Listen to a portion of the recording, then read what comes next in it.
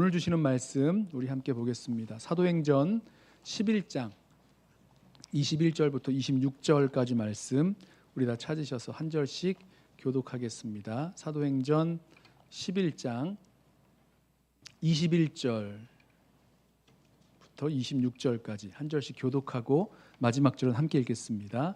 제가 먼저 읽습니다. 주의 손이 그들과 함께 하심에 수많은 사람들이 믿고 주께 돌아오더라. 예루살렘 교회가 이 사람들의 소문을 듣고 바나바를 안디옥까지 보내니 그가 이르러 하나님의 은혜를 보고 기뻐하여 모든 사람에게 굳건한 마음으로 주와 함께 머물러 있으라 권하니 바나바는 착한 사람이요 성령과 믿음이 충만한 사람이라. 이에 큰 무리가 주께 더하여 지더라. 바나바가 사울을 찾으러 다소에 가서 만남에 안디옥에 데리고 와서 둘이 교회에 1년간 모여 있어 큰 무리를 가르쳤고 제자들이 안디옥에서 비로소 그리스도인이라 일컬음을 받게 되었더라. 아멘. 창립 60주년이 되는 올해 우리 교회는 지난 60년간 하나님께서 우리에게 베푸신 그 은혜를 담장 넘어 열방으로 흘려보내는 축복의 통로요, 또 복음의 전진 기지로 쓰임받는 교회가 되고자 소원하면서 그 성경적인 교회의 원형을 안디옥 교회에서 찾아보고 있습니다. 지난 시간 예루살렘에서 일어난 그 박해를 피해서 안디옥까지 갔던 무명의 성도들 몇 명이 유대인에게만 아니라 헬라인에게도 주 예수를 전함으로 안디옥 교회가 시작되었죠. 흩어진 성도들이 담장을 넘는 무명의 선교사가 되어서 환난의 담, 고정관념의 담, 일상생활의 그 작은 만남의 담을 넘어 주 예수 그리스도를 전할 수 있었습니다. 자, 오늘 말씀을 보시면 이 담장 넘어 세워진 안디옥 교회가 놀랍게 성장하는 그 모습을 볼 수 있어요. 우리가 교회 성장이라고 하면 눈에 보이는 그런 성장들, 양적인 성장이죠. 교인 수가 많아지고 재정이 많아지는 그런 양적 성장을 주로 생각하는데, 안디옥 교회의 성장은요, 양적 성장만이 아니라 교회 역사상 처음으로 성도들이 그리스도인이라고 불리는 그런 질적 성장이 일어났습니다. 이 양적 성장과 질적 성장을 따로 분리해서 이분법적으로 생각하시면 안 되는 부분이 있어요. 양적 성장은 질적 성장에서 나오게 되고 또 서로가 서로를 필요로 하는 거죠.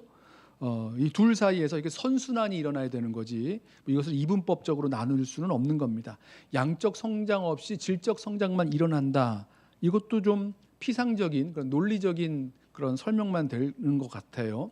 자, 아무튼 다른 사람들이 안디옥 교회 성도들을 보고 그리스도인이라고 부른 것, 저는 이것이 안디옥 교회의 질적인 성장이 일어났다는 그 표시라고 생각을 합니다.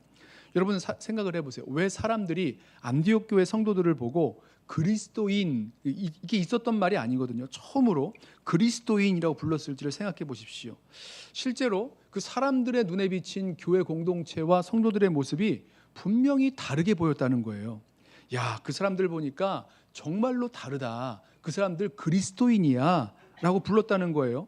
여러분, 이것을요, 사람들이 보았을 때, 다른 사람들이 교회 공동체를 보았을 때, 안디옥 교회를 보았을 때 그 사람들 정말 착하다, 좋다, 참 선하다, 친절하다, 이렇게만 생각하시면 안 되는 게, 안디옥 교회 사람들이 정말로 착하기만 했다면 아마 그 사람들을 착한 사람들 이렇게 부르지 않았겠습니까? 근데 착한 사람들, 좋은 사람들, 선한 사람들, 법도 없이 살만한 사람들 이렇게 부른 것이 아니라 안디옥 교회 성도들을 그리스도인들 이렇게 불렀다는 거예요. 이것은 세상 사람들의 눈에 비친 안디옥 교회의 모습, 성도들의 그 모습이 그리스도로 특정 지어질 만한 뭔가 다른 것이 있었다는 거죠. 그들의 말과 행동과 마음의 선택, 이런 것들을 보면 분명히 그리스도가 보였다는 겁니다. 아시는 대로 이 그리스도인들, 크리스티아노이라고 하면 누구누구에게 속한 사람, 누구누구 편에 있는 사람, 그 당파, 이런 의미로 해석되어지는 그 말이거든요. 성경에서 헤롯 당원이라고 한다거나 아니면 가이사파, 가이사, 그 시저, 시저파라고 할 때 부르는 말처럼 말입니다. 그러니까 안디옥 교회 사람들을 보니까 이 사람들은 그리스도에게 속한 사람, 그리스도를 따르는 사람, 그리스도를 닮은 사람, 이렇게 달라 보였다는 거죠. 만약에 이 사람들이 착했다면, 착했을 거예요. 착했다면 이게 예수님을 따르는 사람이기 때문에 착한 거고요. 이 사람들이 정말 헌신적으로 가난한 사람들을, 남들을 도왔다면 이건 역시 예수님의 사람들이기 때문에 예수님을 따르는 모습 속에서 그렇게 다른 사람을 도울 수 있었다는 겁니다. 남들이 보지 않아도 법 없이 살 만큼 아주 선한 삶을 살았던 것, 그것도 예수님 때문이고, 무엇이든지 완전히 모든 삶이 예수님 때문이고 예수님을 드러내는 성도들로, 교회 공동체로 성장하고 성숙해 갔다라는 거예요. 드리는 말씀은 이겁니다. 안디옥 교회가 양적인 성장만이 아니라 질적인 성장을 이루어서 다른 사람들의 눈에 그리스도인이라고 불리게 된 것, 이것을 보면서 이 시대에 누가 그리스도인이라고 불리어집니까? 저와 여러분이잖아요. 저와 여러분을 그리스도인이라고 부르고 그리스도인이라고 불려지는 저와 여러분들이 정말 이 안디옥 교회가 성장해간 그 길을 배워서 우리도 그렇게 정말 세상에 예수 그리스도를 보여주고 나타내는 교회 공동체로 성장하는 은혜가 우리들 가운데 있기를 원합니다. 여러분, 교회가 60년이 되고 100년이 되고 1000년이 돼도 예수님 닮아가는 성장과 성숙을 멈추면 안 되는 거죠. 멈추면 큰일 나는 겁니다. 계속해서 주님 닮은 모습으로 자라가야 되는 거죠. 자, 우리가 닮고 싶고 배우고 싶은, 그래서 이 땅 가운데 그리스도를 나타낼 수 있는 교회 공동체로 세워진 그 안디옥 교회, 어떤 모습으로 자라났는가 몇 가지를 좀 찾아보겠습니다. 먼저 안디옥 교회의 그 성장의 시작은 그들이 주님께로 돌아오는 것에서부터 시작되었습니다. 21절 보실까요? 주의 손이 그들과 함께 하심에 수많은 사람들이 믿고 주께 돌아오더라. 주께 돌아오더라. 자, 흩어진 사람들이 주 예수님을 전했을 때에 주의 손이 함께 하셔서 능력이 나타났습니다. 자, 이를 본 사람들이 예수를 믿고 주께로 돌아왔다 말씀하는데요. 주께 돌아오더라. 이게 무슨 뜻일까요? 주님께 돌아왔다는 얘기는요, 그들이 그동안 살았던 삶에서 예수님이 주인 되신 삶으로 돌아섰다는 겁니다. 주께 돌아온 거지 않습니까? 이전에 예수님이 주님인 줄 모르고 살던 삶에서 돌아섰다. 인생의 주님 없이 내가 내 인생의 주인 되어 막 살던 그 삶에서 돌아섰다. 세상이 좋아하던 것들, 세상이 쫓아 살아갔던 삶에서 돌아섰다. 이전에 살던 삶에서, 그 삶의 방식과 방향에서 돌아서서 이제는 예수님이 주님이신 삶을 살기로 결정을 했다는 겁니다. 이 변한 거죠. 과거의 삶에서 예수님이 주님 되신 삶으로 180도 방향 전환을 하는 겁니다.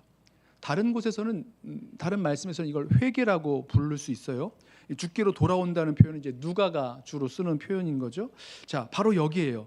안디옥 교회의 성장점이 어디서 시작되는가? 바로 이 안디옥 교회 성도들, 헬라인과 유대인이 함께 있었을 그 안디옥 교회 성도들은 바로 이 지점이 확실했어요. 여러분, 이 안디옥 교회의 그 헬라인 성도들 한번 생각해 보세요. 이 사람들이 성경을 알면 얼마나 알았겠습니까?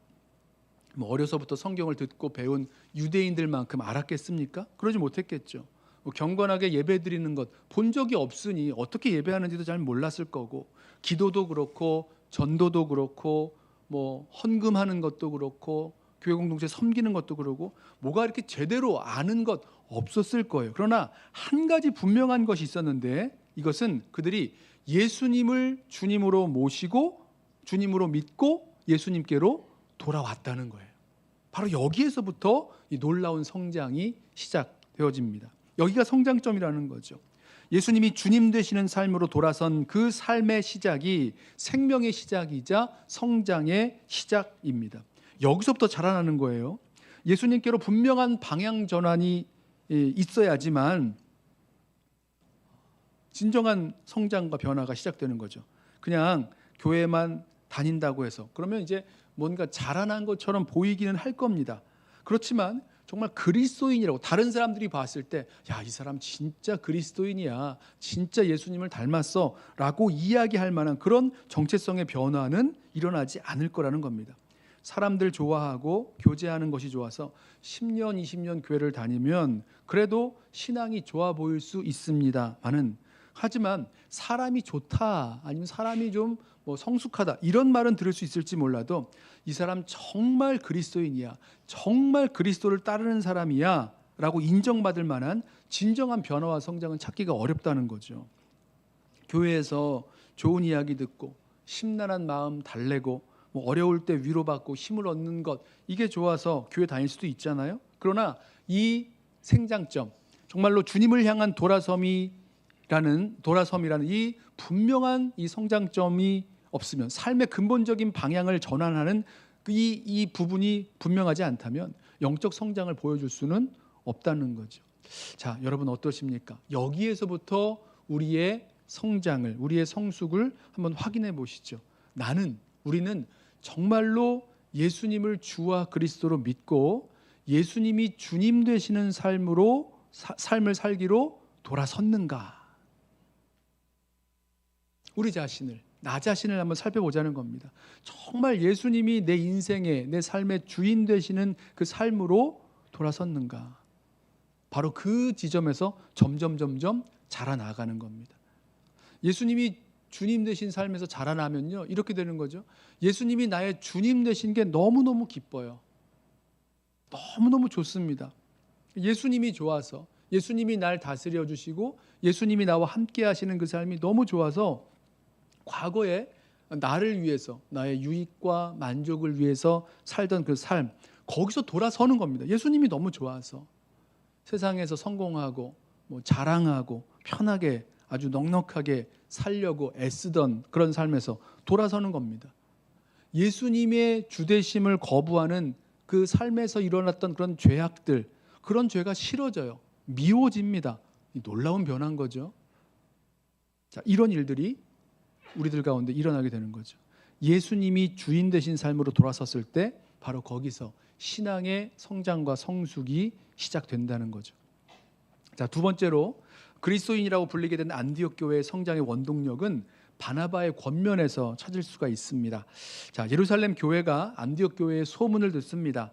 이제 막 베드로가 로마 백부장인 그 고넬료에게 복음을 전한 이야기를 듣고는, 아이고 그렇구나, 하나님께서 이방인에게도 생명 얻는 회개를 주셨구나, 그러면서 고개를 끄덕이고 있을 때 또 다른 소문을 하나 듣는 거죠. 이 안디옥에서 이방인, 이 헬라인들에게도 복음이 전해졌고 수많은 헬라인들이 주님께로 돌아왔다라는 소식을 들었어요.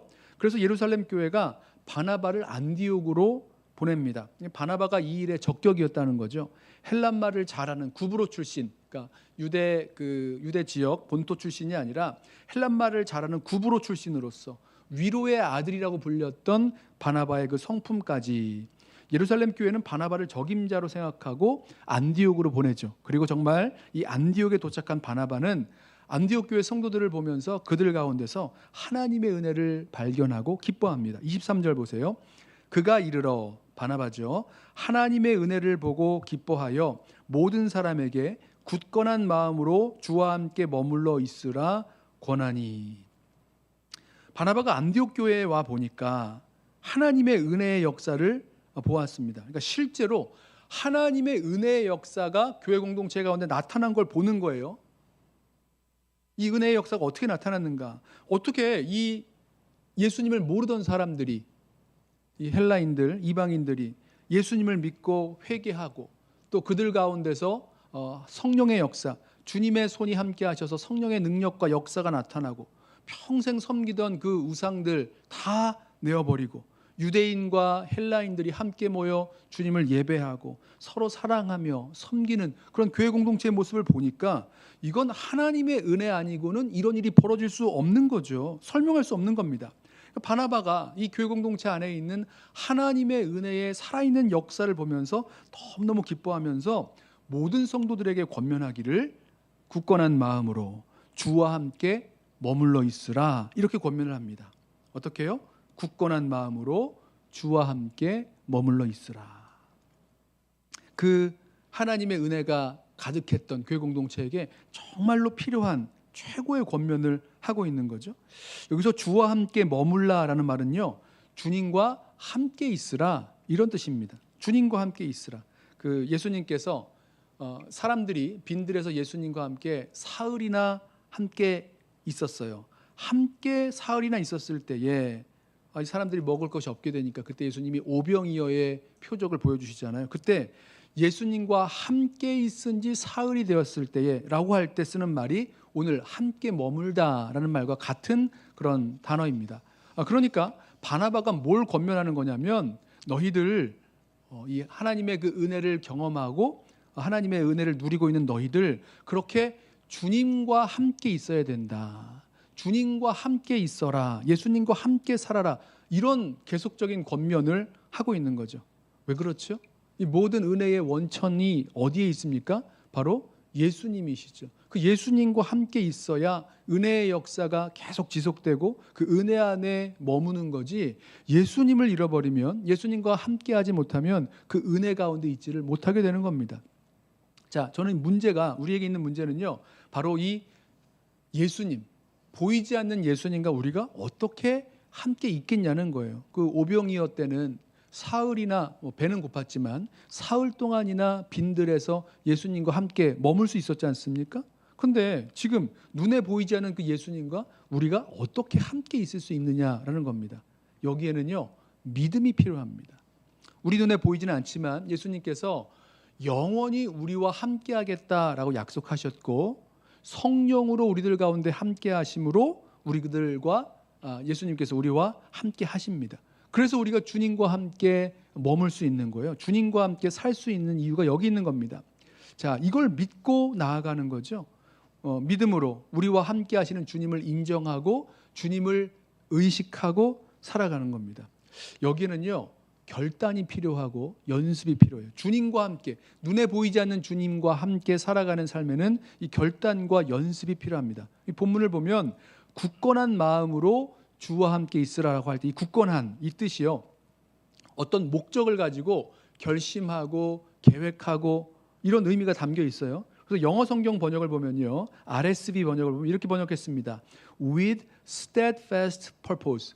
변치 않는 목적을 가지고 주님과 함께 머물라. 이렇게 번역을 했습니다.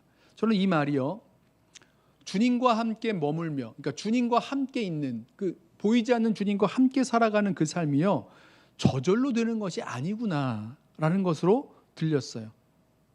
우리가 주님과 함께 머물러 살 수 있는 것, 이것은 의식적으로 우리가 계획을 하고 결단을 하고 이렇게 실행을 해야 가능하다는 거지, 만약에 그냥 아무 생각 없이 가만히 있으면 그냥 주님과 함께 살아갈 수 있는 것, 그런 삶이 아니라는 거예요. 여러분, 세상이 얼마나 시끄럽고 복잡하고 바쁘고 분주하고 피곤하고 어려운 일들이 얼마나 많이 생깁니까? 여러분, 그러면요, 이 별별 일들 다 생기는 세상 속에서 보이지 않는 예수님과 함께 동행하며 살아가는 그 삶을 금방 잃어버립니다. 금방 잃어버려요. 그런데 우리가 의식적으로 결단하고 계획하고, 내가 이 눈에 보이지는 않지만 우리와 함께 하겠다고 말씀하신 그 주님과 함께 살아가겠노라고 결단하고 결정하고 나아갈 때, 그래야 의식적으로 주님과 함께 살아가는 삶을 살아갈 수 있다는 거죠. 얼마나 많은 일들 벌어집니까? 그렇기 때문에 의지적인 결단, 또 연습, 프랙티스, 이게 필요하다는 거죠. 자, 지금 바나바가 굳건한 마음으로 주와 함께 머물라고 권면했던 사람들, 이 사람들 예수 믿은 지 아직 얼마 되지 않은 성도들입니다. 그리고 이방인 출신들이 많았어요. 헬라인들이었습니다. 그들에게 가르쳐주고 있는 거예요. 권면하고 있는 겁니다. 예수 오래 믿고 뭔가 많이 깨닫고 마치 무슨 도사처럼 어떤 영적 경지가 막 높이 올라 있는 그런 성도들에게 하는 말이 아니라, 예수 지금 처음 믿은 사람들, 그래서 은혜의 감격이 시작된 그 사람들에게 주님과 함께 머물러 있으라는 이런 중요한 권면을 하고 있는 거예요. 여러분, 주님과 함께 머물러 살아가는 그 삶은요, 우리가 예수 처음 믿을 때부터, 그때부터 배우고 훈련되어져야 할 부분입니다. 처음부터 주님과 함께 하는 삶, 주님과 동행하는 삶, 주님의 다스림을 받는 그 삶을 살아가야 여기에서 우리의 진정한 변화가 시작된다는 거죠. 우리가 정말로 주님께 돌아섰으면, 예수님을 주님으로 모시는 삶으로 살아가기 시작했다면, 그 처음부터 주님과 함께 거하는, 주님과 머무르는 그 삶을 배우고 실제로 그 연습이 우리들 가운데 필요한 거죠. 하나님의 임재 연습이라는 책에서 이 믿음으로 주님과 함께 살아가는 그 삶을 이렇게 말하고 있습니다. 들어보세요. 일하는 내내 하나님의 임재 연습의 그 저자인 로렌스 형제, 수도사죠. 이렇게 말합니다. 일하는 내내 하나님이 바로 옆에 계신 것처럼 끊임없이 그분께 말을 걸면서 내 일을 그분께 드리고 그분의 도우심에 감사를 드렸다. 일을 마치고 나서는 철저히 반성했다. 그래서 잘한 점을 발견하면 하나님께 감사했다. 실수를 찾으면 낙심하는 대신 용서를 구하고 나서 여전히 하나님 안에 거하면서 일을 계속했다. 여러분, 이 모습이 주님과 함께 머무는, 주님과 함께 거하는 삶이 아닐까요?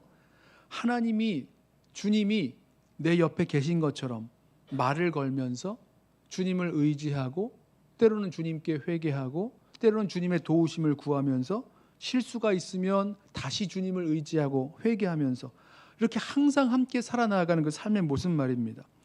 바나바와 안디옥 교회 성도들은요, 이걸 알고 있었어요. 예수님이 우리 가운데 계시구나. 예수님이 우리와 함께 하시는구나. 이것을 알았고 믿었고, 그러하기에 변치 말고 굳건한 마음으로 주님과 함께 있으라라고 권면하고 있는 겁니다. 우리가 그리스도인, 그리스도의 사람, 그리스도를 따르는 사람으로 성장하기 위해서 여러분, 주님과 함께 거하는, 주님과 함께 머무는 믿음과 삶의 연습이 필요한 이유가 여기에 있는 거죠. 예수님께서 제자들을 불러 세우실 때도 제자들을 불러서 12를 세우시는데 그 목적이 첫 번째가 자기와 함께 있게 하시려고 제자들을 부르셨다. 이렇게 말씀을 합니다. 마가복음 3장 14절 말씀이죠. 왜 그렇습니까? 예수님께서 제자들과 함께 하시는 그 시간 속에서 그때 제자 훈련이 일어나는 거죠. 주님을 알고 주님을 배워가고 주님을 닮아가고 이런 일들이 주님과 함께하는 시간 속에서 이루어지는 겁니다. 그런 의미에서 저와 여러분에게도 한번 물어보시죠. 저와 여러분에게는 이 주님과 함께하는 그 시간이 있으십니까? 하루를 시작하면서 또 하루의 순간순간마다 정말 주님과 함께하기 위해서 내 삶의 주파수를 주님께 이렇게 맞추는 시간, 내 삶의 그 소리를 주님과 조율하는 그런 시간, 아침마다 말씀을 묵상하고 또 기도하고 찬양하는 그런 그 시간을 통해서 정말 주님과 함께하는 삶을 살아가기 위해서 이 주파수를 맞추는 그 시간이 저와 여러분에게 필요한 거죠. 내가 믿음으로 의도적으로 주님과 함께 살아가겠노라고, 나와 함께 하시는 그 주님을 인정하고 의식하며 주님께 집중하며 살아가겠노라는 그런 시간 말입니다. 바로 거기에서 우리와 우리 교회 공동체는 주님 닮은 모습으로 성장하고 변화하고 자라나아가는 거죠. 이게 어느 한순간에 그냥 되는 게 아니고요. 굳건한 마음으로 주와 함께 머물라 말씀하신 것처럼 한순간에 갑자기 되는 것이 아니라 매일매일 하루하루의 그 주님과 함께하는 시간들을 통해서 주님과의 그 관계가 점점점 자라나가게 되는 줄로 믿습니다. 그것을 우리가 실행하고 또 연습해야 되는 거죠. 자, 세 번째로 안디옥 교회의 성장점은요, 가르침과 배움에서 나옵니다. 바나바가 안디옥으로 올라와서 성도들을 권면하고 목회했을 때 큰 무리가 주님께 더해졌다 말씀하는데요. 이 말은 처음보다 더 많은 성도들이, 더 많은 사람들이 예수님을 주와 그리스도로 믿고 돌아오게 되는 부흥이 일어났다라는 겁니다. 바나바는 이 많은 사람들을 혼자 다 양육하기가 벅찼던 것 같아요. 그래서 다소로 내려가서 이 사울을 찾습니다. 그리고 이 바울이죠, 안디옥으로 데려옵니다. 바나바가 왜 바울을 이 안디옥으로 데려오려고 했을까? 바나바는 알았어요. 이 바울이 이방인의 사도로 부르심을 받았다는 것, 그리고 그동안 바울의 사역을 통해서 다메섹 도상에서 부르심을 받은 이후에 나중에 이제 예루살렘을 거쳐서 다소로 돌아가게 되는데, 바울이 자신의 고향에 가서 아무것도 안 하고 가만히 있었겠습니까? 그렇지 않죠. 다소에 내려가서도 그리스도를 증거하며 살아가는 그 삶을 살았을 거 아닙니까? 그러니까 그동안의 바울의 사역을 통해서 정말로 이 안디옥 교회 성도들에게, 특별히 이 헬라인들이 중심이었던 안디옥 교회 성도들에게 정말 가르쳐야 될 그 가르침이 무엇인지 알고 있었으리라고 이 바나바는 생각하고 그를 데리러 간 겁니다. 25절 보실까요? 바나바가 사울을 찾으러 다소에 가서 만남에 안디옥에 데리고 와서 둘이 교회에 1년간 모여 있어 큰 무리를 가르쳤고 제자들이 안디옥에서 비로소 그리스도인이라 일컬음을 받게 되었더라. 여러분, 바나바와 바울이 안디옥에서 무엇을 가르쳤길래 이 이방인 중심의 공동체가 그리스도인이라고 불리는, 뭐 시킨 게 아니잖아요. 다른 사람들이 이 교회 공동체를 볼 때 그리스도인이라 부르는 그런 변화가 일어났을까? 뭘 가르쳤을까요? 뭐 크게 보자면 하나님 말씀을 가르쳤죠. 교회는 하나님 말씀을 가르치고 또 하나님 말씀을 배운 겁니다. 자, 우리가 이 하나님의 말씀을 배우는 데 있어서 시간을 쓰지 않으면서 뭐 하나님이 우리의 삶을 인도하신다, 하나님이 우리를 다스리신다, 뭐 하나님 안에서, 주님 안에서 우리가 영적으로 성장한다, 뭐 이런 말 할 수 없죠. 하나님의 말씀 속에서, 하나님 말씀을 통해서 주님이 다스리시고 또 주님이 우리의 주인 되시는, 예수님이 우리의 주인 되시는 그 삶을 살 수 있는 거지, 말씀 밖에서는 이 삶을 살아가는 것은 불가능하잖아요. 주님의 말씀에 전혀 신경 쓰지 않는 사람이 어떻게 주님의 다스리심을 받고 주님의 인도하심을 받고 또 주님과 함께 동행하며 살아갈 수 있겠습니까? 불가능한 얘기인 거죠. 주님의 말씀이 가르쳐지고 배워지고 배우는 그런 교회 공동체가 되어야 됩니다.